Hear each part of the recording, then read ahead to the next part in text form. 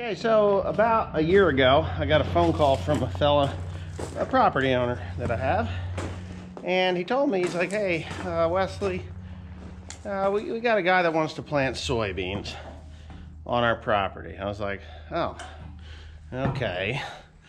He says, and we really want to change the, we really just want to change the route that we're going with it. I was like, okay. Like all of it? Because it's like 150 acres, pretty good sized chunk. He's like, oh, no, not all of it. We want him to do he wants to do, I'm like, okay, here, I understand what's going on here. He wants to do about 30 acres, 35 acres. I was like, well, okay. I said, he wants to put what there? He's like, soybeans. I said, well, this will be fun to watch. And those were my exact words. Now, if you don't remember, last year, about August, September, around that time, I made a video. I actually have grass seed in here. This is awesome because, you know what? I just bought grass seed and I don't need it all, which is good because it's 80 bucks a bag now for this stuff. Anyway, that'll be just fine. That'll be perfect. Anyways, I said, well, this will be fun to watch. And he's like, oh, what do you mean? I said, well, you live in a deer hole. And he's like, oh, well, we don't see that many deer. And that's one of the reasons why we'd really like to have something else planted here besides hay. And I was like, well, it's all entirely up to you. And there's no skin off my ass because I know what's going to happen. The deer are going to find it and they're going to eat it. He's like, well, no.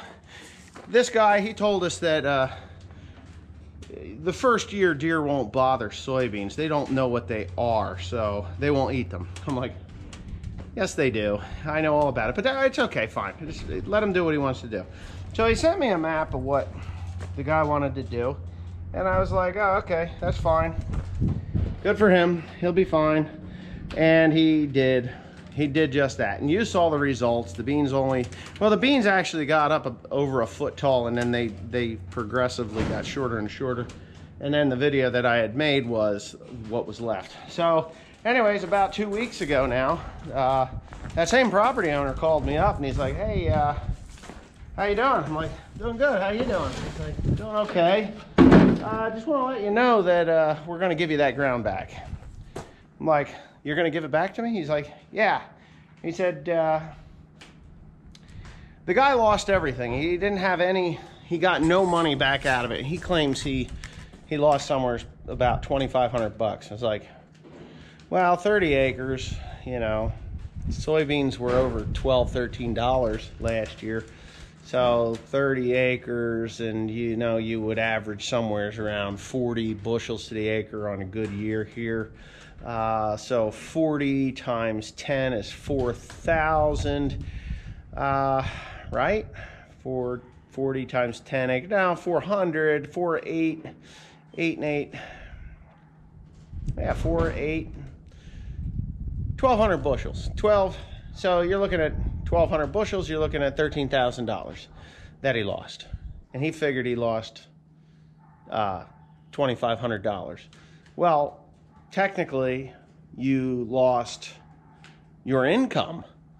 I mean, your time, your seed, your herbicide. He sprayed it twice, which blew my freaking mind.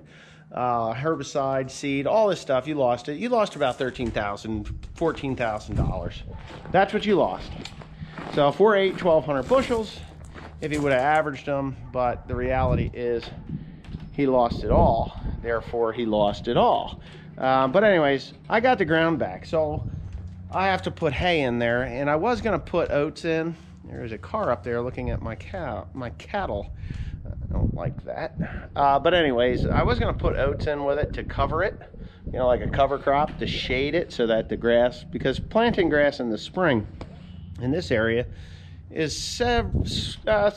certainly not easy. It's tricky because if it dries out, then the wind will burn it, and that'll be the end of your grass, and that's the end of it. So anyway, what you want to do is you want to put a cover crop of some sort or a windbreak, which oats work okay, but not really. They work okay, but not really. So what I did end up doing is sending Teresa for annual ryegrass. and she's going to go get that, and she's going to get that, or going right now to get that. And that annual rye will, at 2 pounds to the acre, will be more than enough to shade it. I'm thinking that because annual ryegrass grows really quickly, and that will really ensure that I get a crop off of that field this year, which the K31, which is what I like to grow because it's really resilient, it produces really well. If you feed it, it will feed you back and life will be good. So K31, annual rye, and we should have a decent crop this year. So that's what's happening. I got the ground back, which I knew I would. There was some other ground that I lost. I'm not getting back anytime soon, but the neighbor said, oh, I want you to farm my ground. So I got that back. So that's good, right? It's good. Looks good to me. Anyway, I'm going to go get in a sprayer, and you can watch that, because I'm going to go spray some ground. Okay. Grain drills in the field.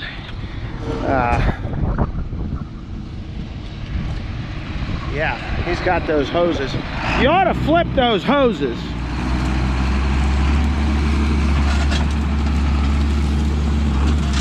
All right, so don't bug me for the closing wheels. I don't want the closing wheels fixed for grass seed. I just don't. You don't want them. I don't want them fixed. If I go into soybeans next year, and that's a big if, I go into soybeans next year, I will have completely redone those row units, 100% all brand new.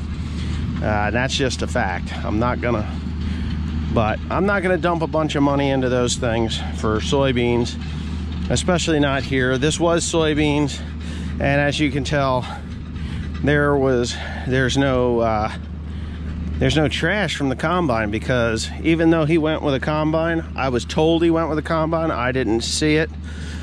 It would have been a laughable event if he did. But yeah, it's just, it was pathetic. The deer ate everything off, and when they called me to put something in here again, obviously I'm putting grass hay back in here. I don't care how rough it is. It doesn't have to be a smooth field at all. It just doesn't interest me at all to smooth it up. It doesn't need to be.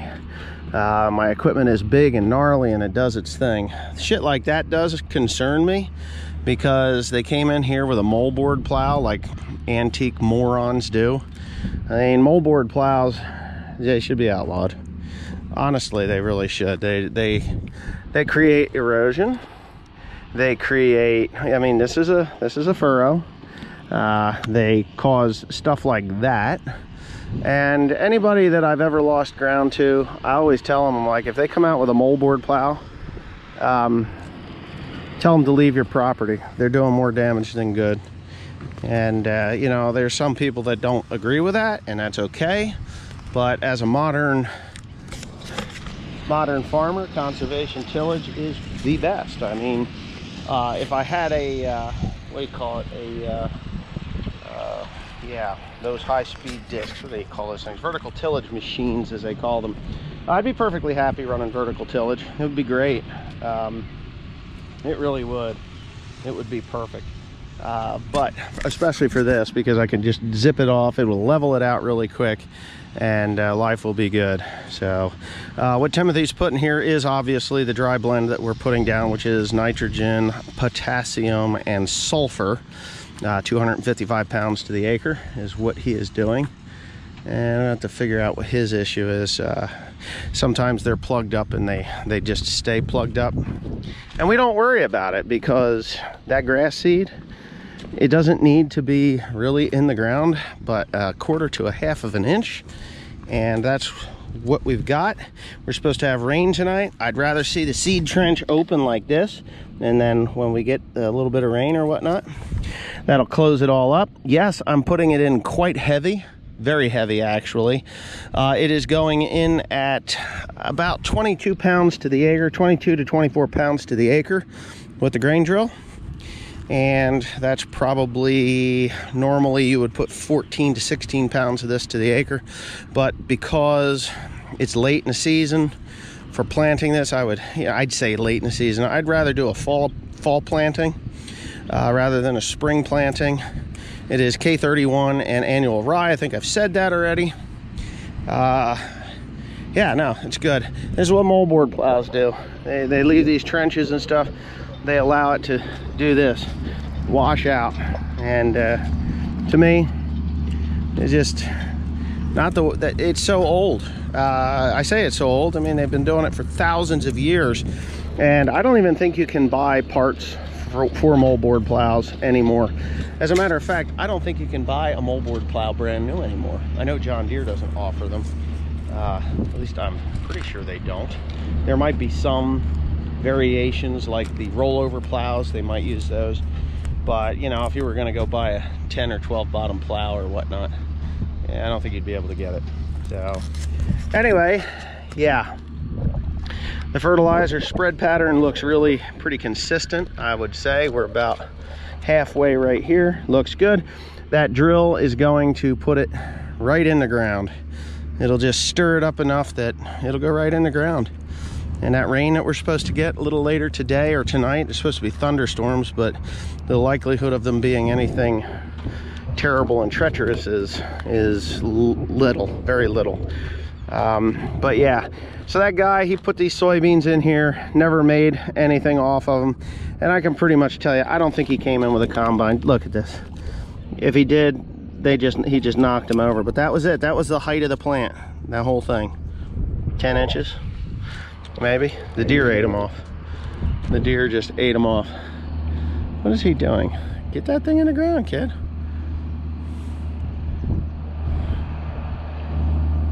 Faster, faster, faster, faster, faster, faster, faster.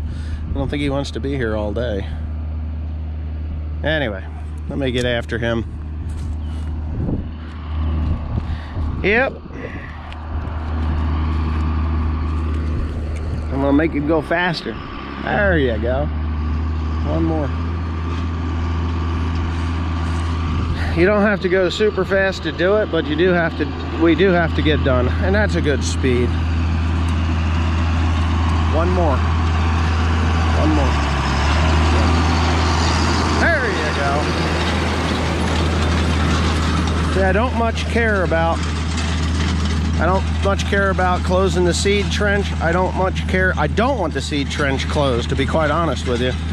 There's enough moisture in there that 50% of it'll get up right out of the way. This stuff just annoys me. And that was the other thing. This farm was perfectly clear of stones until they come with moldboard plow. That kind of dumb stuff just drives me nuts. So yeah, as long as he doesn't hit my door on my truck, because he's the one that left it open for some dumb reason. But yeah, no, I'm pretty happy. It can lay like that, not gonna matter. A little bit of rain, it'll pull, it'll sprout, it'll go. That's why I've got so much seed going on, because the rocks, the lack of closing wheels, the time of the year that it is. Yeah, it's gonna be good though. I'll keep you all posted as to the progress of this stuff as we go through